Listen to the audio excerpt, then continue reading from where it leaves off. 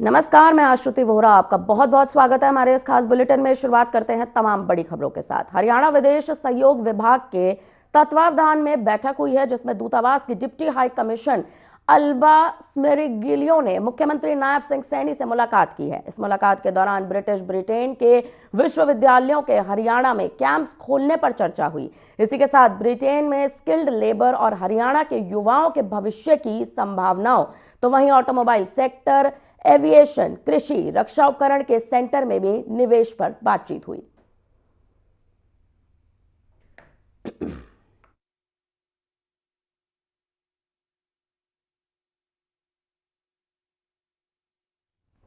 हरियाणा के मुख्यमंत्री नायब सिंह सैनी ने एग्जीक्यूटिव मजिस्ट्रेट बुक का विमोचन किया है। आपको बताते चलें कि यह पुस्तक वरिष्ठ आईएएस अधिकारी डॉक्टर के खंडेलवाल और एके सिंह ने लिखी है। तो वहीं इस कार्यक्रम को अधिकारी संघ के तत्वावधान में आयोजित किया गया है।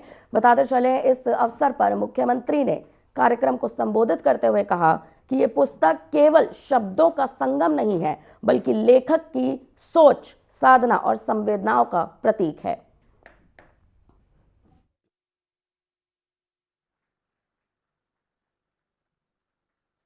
देखा, इस पुस्तक का जो सबसे पहले जो विचार जहाँ से आया ना, वो विचार आया जब अपूर्व कुमार जी एसडीएम नू होते थे। तो इन्होंने बहुत सारा जो एकेडमी से मटेरियल मिलता है, कंपाइलेशन मिलता है कि एग्जीक्यूटिव मजिस्ट्रेट को कैसे काम करना चाहिए, क्या उसके कर्तव्य हैं, क्या उस तरह किस तरह से अपनी ड्यूटी निभानी है, एग्जीक्यूटिव मजिस्ट्रेट को अब किस तरह से कोर्ट लेनी है, किस तरीके से व्यवहार करना है। तो उस समय ये बहुत सारी ये चर्चाएँ किया करते थे। और इसमें जो अपूर्व कुमार जी का जो प्रैक्टिकल एक्सपीरियंस है, कई चीज़ें ऐसी हैं, कोर्ट में कैसे काम करें, डिसिप्लिनरी एक्शन कैसे लें, जब आपके खिलाफ कंटेम्प्ट हो जाए तो कोर्ट में फिर आप क्या करें, क्योंकि आप बहुत सारे काम करते हो। तो ऐसी नई चीज़ें बहुत सारी, तो कम से कम नहीं तो इसके 40-50% जो चैप्टर्स हैं वो पूरे के पूरे अपूर्व कुमार जी लिखे। मेरे चैप्टर्स लिखे थे, टाइम मेरे पास इतना नहीं था, अपूर्व कुमार जी के पास समय नहीं था, तो इनकी धर्मपत्नी ने भी उसमें साथ दिया। उसमें बहुत सारी जो उसकी एडिटिंग होती है वो एडिटिंग की। और हमारा पर्पज ये था कि जल्दी से जल्दी ये किताब जो है वो मार्केट में आए, ताकि है ना इस किताब का लाभ है ना सब अधिक से अधिक लोगों को मिल सके। तो इस किताब में हरियाणा स्पेसिफिक नहीं है, पूरे कंट्री के लिए है। पूरे कंट्री में जहाँ भी कहीं एग्जीक्यूटिव मजिस्ट्रेट्स काम करते हैं, डिस्ट्रिक्ट मजिस्ट्रेट काम करते हैं या दूसरे स्पेशल एग्जीक्यूटिव मजिस्ट्रेट काम करते हैं, उन लोगों को उनके अधिकार क्या है, राइट्स क्या है, उनकी रिस्पॉन्सिबिलिटीज़ क्या है, उनका रोल क्या है, और उनको करने के लिए उसमें प्रैक्टिकल टिप्स क्या हैं। सबसे बड़ा जो इसमें सबसे बड़ी जो एक कमी थी, 2023 में नए कानून आए और 2023 बल्कि 24-25 के जो अधिकारी हैं, आईएएस विशेषकर या एचसीएस भी जो भर्ती होकर आए हैं, उन्होंने हो सकता है नए कानून एकेडमी में पढ़े हों, पर उससे पहले अभी जैसे फील्ड में हरियाणा में मेरे ख्याल से 12-13 आज से 15 साल पहले जो अधिकारी चयनित हुए और ट्रेनिंग पाई, वो भी फील्ड में हैं और दूसरे भी अधिकारी जा सकते हैं। 90% अगर इस किताब से मिलेगा तो इस किताब में 90% इन्हीं का योगदान है। मेरा, जैसे मैंने कहा, ये बड़प्पन सर का है। मैं इनका छोटा हूँ, अनुयायी हूँ और वही आगे रहूँगा। धन्यवाद। जय हिंद, जय भारत। आज जो हैंडबुक हमारे एग्जीक्यूटिव मजिस्ट्रेट, आज इसका लोकार्पण हुआ है। मैं इसके लिए के खंडेलवाल साहब, एके सिंह साहब, धीरा खंडेलवाल जी और इस बुक में जिनकी भूमिका रही है, उन सबको बहुत बहुत बधाई देता हूँ, शुभकामनाएं देता हूँ। आज इस बुक के लोकार्पण के अवसर पर हमारे बीच में नरेश कौशल जी, वरिष्ठ संपादक हैं दैनिक ट्रिब्यून, डीएस देसी जी, मुख्य सचिव रहे हैं हरियाणा सरकार सुधीर राजपाल जी, बढ़ते हैं खबरों में आगे। चंडीगढ़ में नए जिले, तहसील और उप तहसील गठन पर सब कमेटी की महत्वपूर्ण बैठक का आयोजन किया गया है। इस दौरान बैठक की अध्यक्षता हरियाणा के विकास एवं पंचायत मंत्री कृष्णलाल पंवार ने की। इस बैठक में प्रदेश भर से आए 62 प्रस्तावों पर विस्तार से चर्चा की गई है और विस्तार से चर्चा कर मानदंडों के अनुसार सिफारिशें तय की गई हैं। इस मौके पर मंत्री पंवार ने बताया कि प्रशासनिक ढांचा मजबूत करने के लिए तैयार विस्तृत रिपोर्ट अब अंतिम स्वीकृति हेतु मुख्यमंत्री नायब सिंह सैनी को भेजी जाएगी।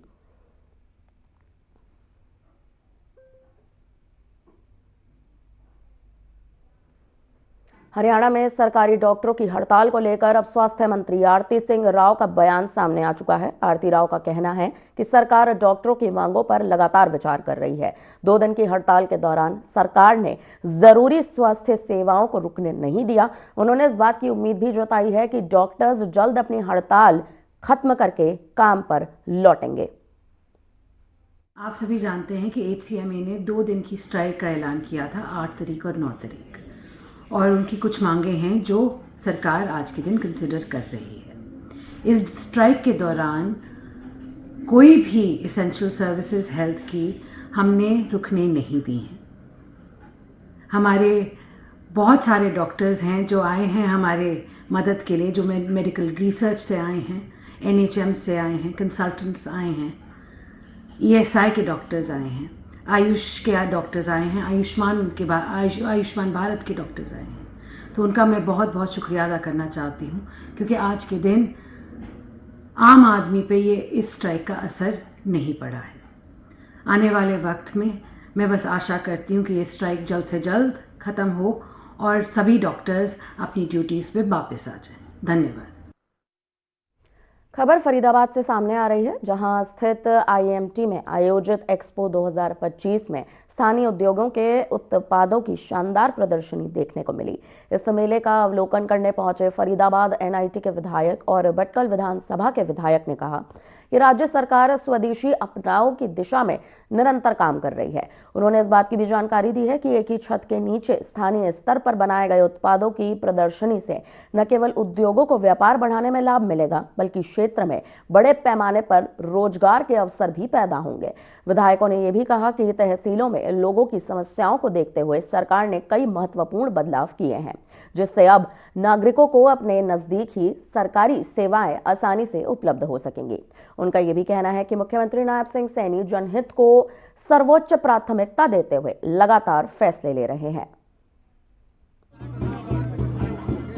इससे हम सबको ये जानकारी भी मिलती है कि हमारे अपने शहर में किस तरह के उपकरण, किस तरह के इंडस्ट्रियल कंपोनेंट बन रहे हैं, जो चाहे डिफेंस की बात हो, एयरलाइन की बात हो, हर एक सेक्टर के अंदर फरीदाबाद में जो इंडस्ट्री है जो हर एक सेक्टर के लिए सप्लाई करती है, कंपोनेंट्स को सप्लाई करती है, इसके बारे में आपस में सबको जानकारी हो, इंडस्ट्री वालों को भी आपस में जानकारी हो, कौन सा प्रोडक्ट कहाँ से उपलब्ध हो सकता है।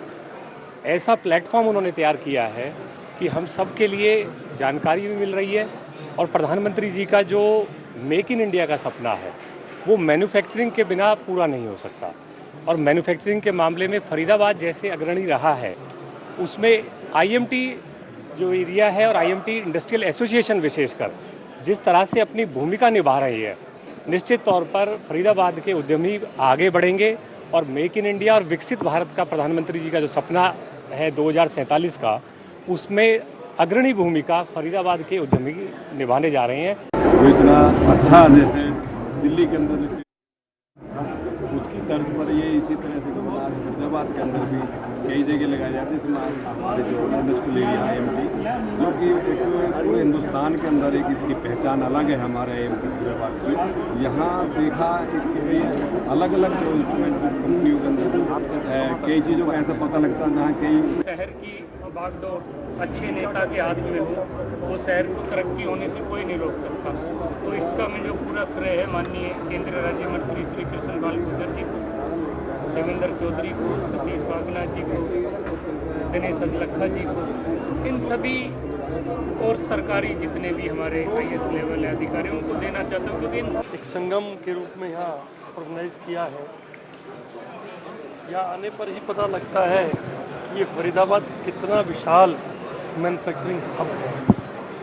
जब तक आप खुद नहीं आकर के देखते तो आपको यही नहीं पता होता कि कौन सी कंपनी क्या कंपोनेंट बना रही है। यहाँ आने पर पता लगता है कि विश्व का ऐसा कोई ऐसा पार्ट नहीं है जो किसी मशीनरी में यूज़ होता हो और जो फरीदाबाद ना बनाता हो।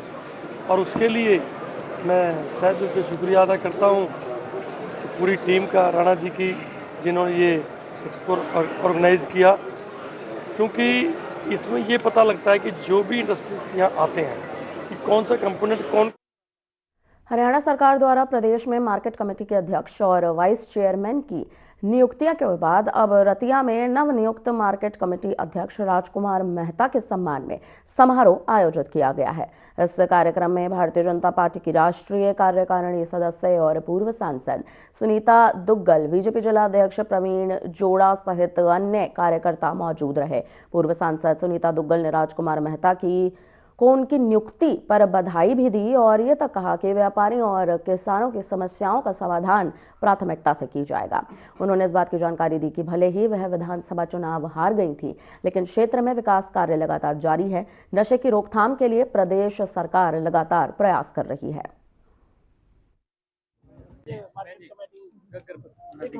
जल्दी करेंगे, सीएम साहब आएंगे। स्वागत समारोह है, क्या कहना चाहते हैं? बहुत बहुत मुबारकबाद देना चाहती हूँ हमारे भाई राजू जी को, जिनको कि यहाँ पर मार्केट कमेटी के चेयरमैन की जिम्मेवारी मिली है रतिया में। मैं उम्मीद करती हूँ कि बहुत अच्छा और मेहनत के साथ ये काम करेंगे और सबके भले के लिए सबको साथ लेकर काम करेंगे। नशे का प्रकोप दिन प्रतिदिन बढ़ता जा रहा है, इसके रोकने के क्या प्रयास है? नहीं, देखिए, नशे का प्रकोप पहले से तो मुझे लग रहा है कि कम हो रहा है, क्योंकि आपने देखा होगा एसपी साहब जिस मुस्तैदी के साथ काम कर रहे हैं, कितने उन्होंने अभी पिछले दिनों भी जो है वो भारी संख्या के अंदर जो है वो जो इसमें इन्वॉल्व थे उन लोगों को भी पकड़ा है और नशा भी पकड़ा है, तो पहले से कम हो रहा है। और फिर भी नारनौंद के गांव काकसर में खुशी नर्सिंग कॉलेज की छात्राओं ने कॉलेज प्रबंधन के खिलाफ रोष जताया है। छात्राओं ने पैदल मार्च निकालकर गांव राजस्थल तक मार्च किया।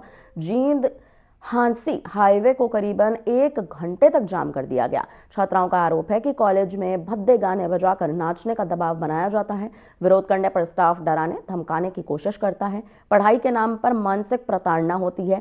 इस मौके पर नारनौंद के DSP Siddharth Vishnoi, DSP headquarter Vinod Shankar और थाना प्रभारी रमेश कुमार पहुंचे।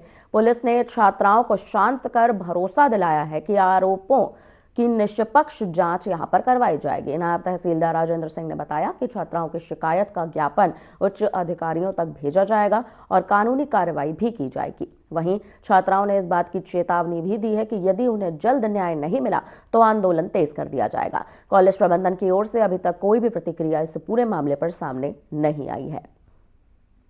हमने 1 महीना हो गया सर। हाँ। 1 महीना पहले इन्होंने नोटिस निकाला था कि आपकी 7,500 फीस है।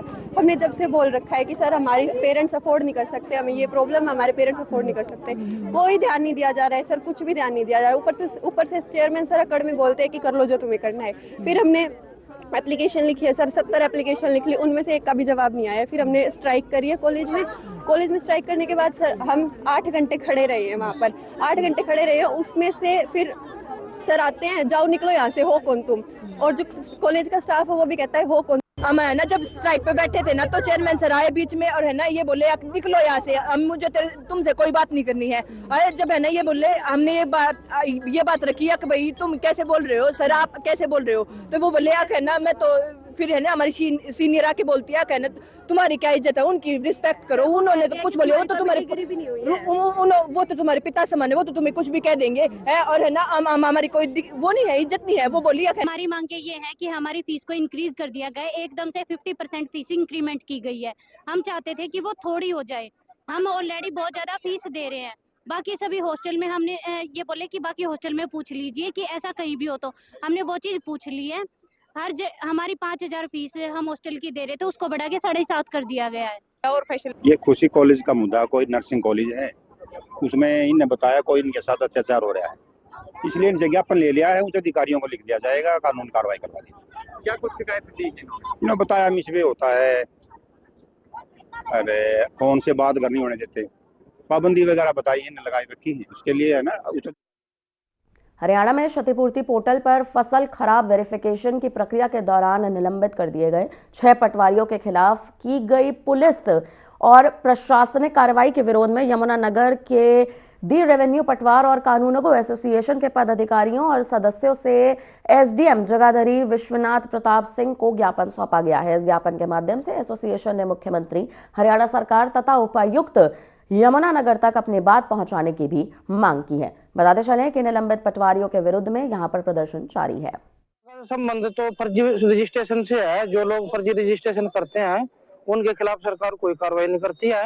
और अगर पटवारी जाके उन्होंने सिर्फ नंबर की वेरिफिकेशन करनी होती है, उस नंबर खसरा में क्या है, पटवारी तो वही फसल लिखता है।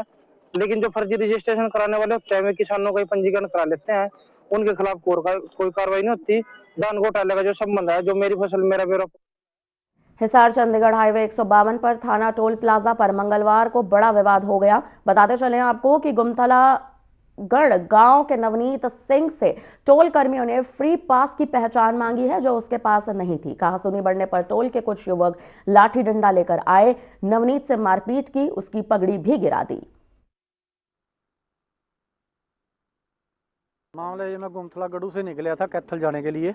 कैथल में दवाई लेने के लिए जा रहा था, तो यहाँ टोल पे अक्सर मेरा डेली आना जाना रहता है। तो यहाँ से मैं निकलता हूँ। मैं टोल प्लाजा पे पहले भी कभी डिपर लाइट देता हूँ तो ये टोल हटा देते हैं, मैं निकल जाता हूँ। आज आया, इन्होंने डिपर लाइट पे नहीं हटाया, तो मैंने उससे पूछा, मैं भाई क्या बात है, अभी गुमथला का लोकल बंदा हूँ, आप हर रोज़ क्यों टाइम ख़राब करते हो हमारा? तो लोकल बंदा हूँ, आंदा इस तरह कागज दिखाए बिना नहीं निकलन देंगे हम। मैं फिर कागज आज मैं भी नहीं दिखाता। मैं देखिए, हमें पता चला था कि हमारे किसान साथी के साथ यहाँ कुछ टोल पे रखे हुए गुंडों ने हाथापाई की है, मैन हैंडलिंग की है और काफ़ी चोट उनको पहुंचाई है। और इसलिए आज यहाँ किसान इकट्ठे हुए हैं। हमें पता चला था किसानों का मैसेज आया तो यहाँ पहुंचे हैं। अब प्रशासन से बातचीत चल रही है, उन गुंडों पे कार्रवाई करवानी है। और पूरे आज ये सूचना प्राप्त हुई थी कि टोल टैक्स के ऊपर झगड़ा हो गया, जिस सूचना पर हम यहाँ मौके पर आए थे।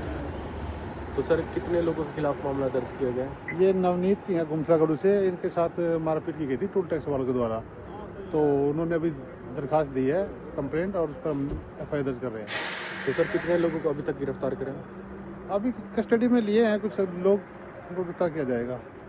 सर, क्या कुछ धाराएं लगाई गई हैं? सर, धाराएं जो भाकियों की अगुवाई में किसान संगठनों, अधिवक्ता संघ और नंबरदार एसोसिएशन के पदाधिकारियों ने उपमंडल मुख्यालय में राजस्व विभाग के वरिष्ठ अधिकारियों, विशेषकर तहसीलदार के पद रिक्त रहने के विरोध में 8वें दिन भी अनिश्चितकालीन धरना प्रदर्शन अपना जारी रखा है। अधिवक्ता संघ में आंदोलन का समर्थन करते हुए 5वें दिन भी वर्क सस्पेंड किया, जिससे तहसील के सभी कामकाज ठप हो गए। आमजन को गंभीर परेशानियों का सामना करना पड़ा। बाढ़ को प्रशासनिक तौर पर इतना ही पीछे डाल दिया। ना तो यहाँ पर SDM है, ना स्थायी तहसीलदार है। लोग इतने परेशान हैं, रजिस्ट्रियाँ नहीं हो रही। और सबसे मेन जो किसानों के जमींदारों के जो परेशानी आ रही है कि KCC की रजिस्ट्री नहीं हो रही। ये जो विवाह शादियों का मौका है, एक जमींदार KCC करवा के अपने बच्चों की शादी करवाता है, सबको पता है। किसान इतना समर्थ नहीं है। सोमवार से धरना शुरू किया गया था, लेकिन आज दूसरा सोमवार होगा। परसों शाम ने विधायक का फोन आया था, अब सोमवार को तुम्हें तहसीलदार मिल जाएगा, लेकिन झूठा आश्वासन निकला। अब तक तो कोई तहसीलदार आया नहीं। और विधायक ये भी कह रहा है, मेरे को सूचना नहीं, उसके फोन पर हमने WhatsApp कर रखा है। अगर भाई सोमवार को विधायक नहीं आया तो हम सोमवार को। मनरेगा मजदूरों ने काम न मिलने से नाराज होकर अब DDPO कार्यालय के बाहर धरना शुरू कर दिया है। धरना अध्यक्षता आनंद ने तथा संचालन सुरेश कुमार ने। यूनियन सदस्यों का आरोप है कि कानून अनुसार 15 दिन में काम मिलना चाहिए, लेकिन 1 महीने से न तो काम दिया गया है, न ही बेरोजगारी का भत्ता। विनोद कुमार ने मनरेगा में अधिकारियों और प्रभावशाली लोगों पर भ्रष्टाचार के कई बड़े आरोप लगाए हैं। मजदूरों ने चेतावनी दे दी है कि सभी गांव में तुरंत काम दिया जाए। जी, पूरे गांव से हैं, यहाँ धरना रखा है ये मांगों को लेकर। अपनी जो काम बंद कर दिया गया सरकार ने, मनरेगा काम बंद कर दिया गया, उसका काम को लेकर ये मांग बैठे हैं, यहाँ धरना दे रहे हैं। अगर इतने हमारा धरना जब तक चलेगा, जब तक मांगे पूरी नहीं होंगी, ये काम नहीं मिलेगा, जब तक ये धरना बहुत जारी रहेगा। समालखा के विधायक मनमोहन भड़ाना ने पहले की तरह सभागार में खुला दरबार नहीं लगाया, बल्कि इस बार उन्होंने BDPO के कार्यालय में बैठकर लोगों की समस्याएं सुनी, जहां इस दौरान विधायक के साथ SDM अमित कुमार, ASP आत्माराम सहित सभी विभागों के अधिकारी मौजूद रहे। बताते चले, इस मौके पर दरबार में करीब 150 से भी ज्यादा फरियादी समस्याएं लेकर पहुंचे थे, जिनमें से अधिकतर के मौके पर ही समाधान किया गया। तो वहीं इस मौके पर पुराने बस अड्डे पर फ्लाईओवर के नीचे से हटाए गए फल सब्जी की रेहड़ी पटरी वाले भी फरियाद लेकर पहुंचे, जिस पर उन्हें नए बस अड्डे के बाहर रेहड़ी लगाने का सुझाव दिया गया। मेरे ख्याल से 150 समस्या थी, जिसमें से कुछ जेन्युइन थी, कुछ वैसे भी थे, कुछ पर्सनल थी, कुछ सामूहिक थी। कोशिश ये रही कि सारे मिलजुल कर उनका समाधान किया जाए। सभी माननीय अधिकारी गण भी यहाँ पर मौजूद थे, एसडीएम साहब भी थे, हमारे डीएसपी साहब आत्माराम चौकर तो मैंने चौकर हो गया हुआ है, आत्माराम बिश्नोई जी, इनका बहुत बहुत धन्यवाद है सभी अधिकारी को। इन्होंने आज पूरा सहयोग किया और इनके और सबके परिश्रम से उनका समाधान है। विधायक जी 18 तारीख से जो सत्र चल रहा है उसमें क्या समस्या है आप उठाने वाले विधानसभा में? बिल्कुल, देखिए समस्याएं तो बहुत सारी हैं, लेकिन Haryana civil medical services association की 2 दिन की हड़ताल आज दूसरे दिन भी जारी रही है। इसके कारण महेंद्रगढ़ नागरिक अस्पताल में इलाज की सेवाएं प्रभावित रहीं। हड़ताल का असर पोस्टमार्टम पर भी पड़ा। 8 दिसंबर की रात सड़क हादसे में मारी गई 5 साल की बच्ची का पोस्टमार्टम आज होना था, लेकिन डॉक्टरों की हड़ताल की वजह से नहीं हो सका। परिजन सुबह से इंतजार करते रहे। लगभग 10:30 पर प्रवर चिकित्सा अधिकारी जयप्रकाश ने बताया कि महेंद्रगढ़ में फॉरेंसिक टीम नहीं है, इसीलिए शव को नारनौल भेज दिया गया है। खबर लिखे जाने तक पोस्टमार्टम नहीं हुआ। अस्पताल में सर्जरी, हड्डी यानी कि ऑर्थोपेडिक और ईएनटी विभाग की सेवाएं भी हड़ताल के कारण बाधित रहीं। हड़ताल आज भी कंटिन्यू है। आज भी सभी अधिकारी जो कल हड़ताल पर थे आज भी नहीं आए हैं, और जो अधिकारी कल थे ड्यूटी पे आज भी मौजूद हैं। ठीक है, और मेडिकल कॉलेज के द्वारा जो हमें डॉक्टर्स उपलब्ध कराए गए हैं उनसे हमारी ओपीडी चल रही है। आज पीएमएसएम में कैंप है, वो भी हम कर रहे हैं, और करीबन 50 से ऊपर। यमुनानगर में युवा सांसद खेल महोत्सव 2025 का आयोजन किया जा रहा है। आपको बता दें, इस दौरान हरियाणा ओलंपिक संघ के उपाध्यक्ष भारत भूषण जुआल ने खिलाड़ियों का हौसला बढ़ाया। साथ ही उन्होंने ये भी कहा है कि प्रधानमंत्री नरेंद्र मोदी के आह्वान पर पूरे देश में युवा खेल महोत्सव 2025 का आयोजन किया जा रहा है। खेल महोत्सव में देश भर से तमाम खिलाड़ी भाग ले रहे हैं। खेल प्रतियोगिता में यमुनानगर दूसरे स्थान पर बना हुआ है। देखिए, विकसित भारत का निर्माण अगर करना है तो स्वस्थ भारत के माध्यम से ही हो सकता है। स्वस्थ शरीर में ही स्वस्थ दिमाग निवास करता है। इस बात को ध्यान में रखते हुए देश के यशस्वी प्रधानमंत्री नरेंद्र मोदी जी ने सारे देश को खेल के मैदान में उतरने का आह्वान किया, और इसी कड़ी में हर सांसद से ये निवेदन किया गया कि अपने संसदीय क्षेत्र में वो खेलों का आयोजन करें, और विशेषकर ग्रामीण अंचलों में जाकर के ग्रामीण क्षेत्र के जो खेल हैं, जो पारंपरिक खेल हैं भारत के, उन पर विशेष रूप से ध्यान दिया जाए। इंद्री की छात्रा मिरल काम्बोज ने अरुणाचल प्रदेश के ईटानगर में हुई राष्ट्रीय स्तर की भारोत्तोलन प्रतियोगिता में अपना शानदार प्रदर्शन किया है। सिल्वर पदक हासिल किया है। इंद्री पहुंचने पर मिरल का भव्य स्वागत किया गया। प्रतियोगिता में पूरे देश के शीर्ष खिलाड़ियों ने हिस्सा लिया था। मिरल के इंद्री लौटते ही उनके स्वागत में जोरदार उत्सव आयोजित किया गया। मिरल काम्बोज ने इस बात की जानकारी दी है कि यह सफलता उनके कोच, अभिभावकों और स्कूल प्रशासन के अथक प्रयासों का नतीजा है। उन्होंने आगे ये भी बताया कि इससे पहले वे खंड, जिला और प्रदेश स्तर की कई प्रतियोगिताओं में भाग लेकर कई पद जीत चुकी हैं।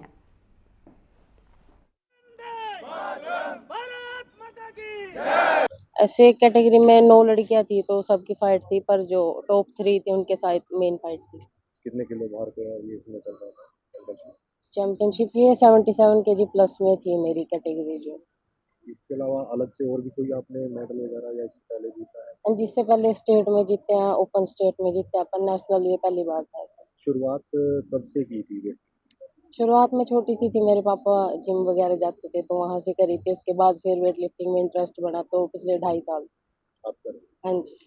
तो परिवार का कितना सपोर्ट आपको मिला? तो मेरी फैमिली फुल सपोर्टिव है सर। पूरे स्कूल ने भी पूरा सपोर्ट किया, से सब अच्छे फैमिली सपोर्ट करती है। किसको श्रेय देना चाहेंगे? हाँ जी, श्रेय किसको देंगे आप? मेरे पापा को। हाँ जी। तो आपके कोच कौन है और कितनी प्रैक्टिस उन्होंने कराई आज? शुरुआत तो मैंने गांव से की थी, जिम से। वो बैठे हमारे गुरुजी, और उसके बाद अभी मैं फिलहाल सोनीपत ट्रेनिंग कर। बड़ी खुशी का दिन है, और मैं बधाई देना चाहूँगा मिरल को, इनके पेरेंट्स को। ये बच्चे ने बहुत मेहनत की, आज बच्चे की मेहनत जो है ना कामयाब हुई है, और बच्चों को प्रेरणा लेनी चाहिए।